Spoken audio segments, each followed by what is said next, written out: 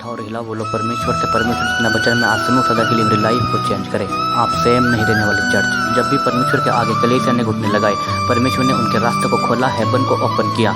जब भी बाइबल कहती है यूहन्ना 5:25, बाइबल कहती है मैं तुमसे सच सच कहता हूँ, वह समय आता है और अब है जिसमें मृतक परमेश्वर का पुत्र का शब्द सुनेंगे और वे जो सुनेंगे वे जिएंगे। यूहन्ना 3:31, उसमें लिखा है जो ऊपर से आता है वो सर्वोत्तम है, जो पृथ्वी से आता है वह पृथ्वी का है और पृथ्वी की बातें कहता है, जो स्वर्ग से आता है वह सबके ऊपर है। यूहन्ना 3:27, यूहन्ना ने उत्तर दिया जब तक मनुष्य को स्वर्ग से न दिया जाए जब तक वह कुछ नहीं पा सकता। आमीन। ऊंची आवाज में बोलेंगे आमीन।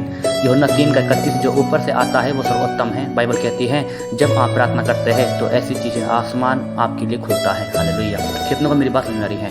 और सर्वोत्तम जो परमेश्वर की ओर से आपकी लाइफ में आता है, लोगों को पैसा मिल सकता है, फेम मिल सकता है, अन्य जाति का प्यार मिल सकता है, लेकिन अगर वो ऊपर से नहीं आया तो उसकी कोई भी गारंटी नहीं है। हालेलुया। सर्वोत्तम वही है जो आपके अंदर ऊपर से ट्रांसलेट होता है, पवित्र आत्मा ट्रांसलेट होती है। अगर वो ऊपर से नहीं आया उसकी कोई भी गारंटी नहीं है। इसलिए बहुत से लोग मिलियन फॉलोवर्स लेने के बाद भी, एक बड़ी कुर्सी पहुंचने के बाद भी, पॉलिटिकल कैरियर सफल होने के बाद भी सुसाइड कर लेते हैं, क्योंकि बाइबल कहती है जो ऊपर से नहीं आया वो सर्वोत्तम नहीं है। और बाइबल कहती है जब दानियल ने प्रार्थना करनी शुरू की, परमेश्वर से मांगना शुरू किया, तो वचन कहता है कि पहले दिन जब उसने प्रार्थना और उपवास के साथ परमेश्वर के सामने दुहाई देनी शुरू की, तो बाइबल कहती है परमेश्वर ने उसकी प्रार्थना को सुनकर उत्तर को भेजा, अपने दूत को भेजा। रास्ते में दूत उस शैतान से लड़ता रहा। जब दूत शैतान से लड़ता रहा तो दानियल के पास पहुंचा और बताया मैं तेरी प्रार्थना का उत्तर देने के लिए आया हूँ। जब तूने पहले दिन ही मन लगाकर प्रार्थना शुरू की थी, मुझे उत्तर देने के लिए भेज दिया गया था। बाइबल कहती है जो ऊपर से आता है वो सर्वोत्तम है, लेकिन जो ऊपर से आएगा वो तभी आएगा जब आप मांगोगे। वचन कहता है मांगोगे तो दिया जाएगा। अगर आपने मांगा नहीं है तो आपने पाया नहीं है। हालेलुया। परमेश्वर ने कहा है मैं अपने बच्चों के मांगने से पहले ही जानता हूँ कि उन्हें किन चीज़ों की आवश्यकता है, लेकिन मैं उन्हें तभी देता हूँ जब वो मांगते हैं, क्योंकि वचन कहता है मांगोगे तो दिया जाएगा। हालेलुया। परमेश्वर ने कहा है जब तक मनुष्य को स्वर्ग से न दिया जाए वो कुछ नहीं पा सकता। और वचन की गहराई बताती है जब आप परमेश्वर के सामने घुटने टेकते हैं, प्रार्थना करते हैं। दाऊद कहता है मैं शाम को, मैं भोर को, दोपहर को, तीनों टाइम तेरी दुहाई देता रहूँगा और तू मेरी सुन लेगा। हालेलुया। कितनों को मेरी बात समझ में आ रही है? हाँ या ना? बाइबल कहती है दानियल ने 3 टाइम परमेश्वर के सामने परमेश्वर का धन्यवाद स्टार्ट करना शुरू किया और प्रार्थना करने के लिए जाया करता था वो 3 टाइम। बाइबल इस बात के लिए हमें बताती है दानियल 3 टाइम प्रार्थना करता था परमेश्वर के सामने परमेश्वर का धन्यवाद करने के लिए और प्रार्थना करने के लिए वो 3 टाइम जाता था, उसकी हजूरी में मौजूद होता था। आप जानते कि नहीं, जो कुछ परमेश्वर ने मेरे और आपके लिए सोचा है, जो स्वर्ग से मेरे लिए और उतरेगा वो परमानेंट होगा, जो टेम्परेरी नहीं होगा, जो थोड़ा दिनों का नहीं होगा। जो आशीष लगातार मेरी ज़िंदगी में रहेगी वो आपकी ज़िंदगी में रहेगी। वो तभी रहेगी अगर वो स्वर्ग से उतरेगी, क्योंकि वचन कहता है जो ऊपर से आएगा वो सर्वोत्तम होगा। अपने हाथों को उठाओ, बोलो जो ऊपर से आएगा वो सर्वोत्तम होगा। मैं मांगता हूँ मेरी लाइफ में सर्वोत्तम आए। आमीन। यीशु मसीह ने कहा अगर मनुष्य को स्वर्ग से न दिया जाए जब तक वह कुछ नहीं पा सकता। संसार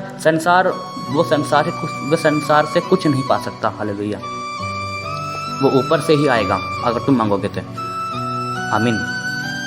संसार की ब्लेसिंग लोगों की आती है चली जाती है, वो आज अर्श पे है कल फर्श पे है, लेकिन परमेश्वर ने कहा अगर तुम्हें स्वर्ग से दिया जाएगा तो वह आशीष परमानेंट होगी, वर्षों तक चलेगी, वो सर्वोत्तम होगी।